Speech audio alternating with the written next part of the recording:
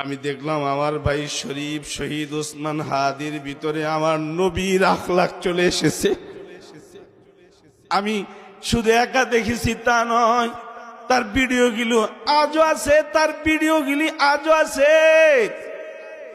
সে তার বন্ধু বান্ধবদেরকে নিয়ে তার নির্বাচনীয় প্রচারণা করতে গেছে। একটা বিল্ডিং থেকে তাকে ময়লা পানি 3 বার দেওয়া হয়েছে।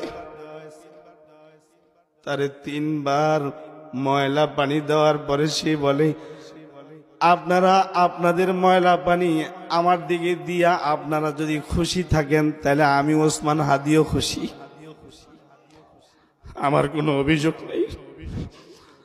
আর যত পারেন দেন, আপনাদের মনের রাগ ক্ষোভ থাকলে তাও আপনারা আমার কাছে এসে মিঠান।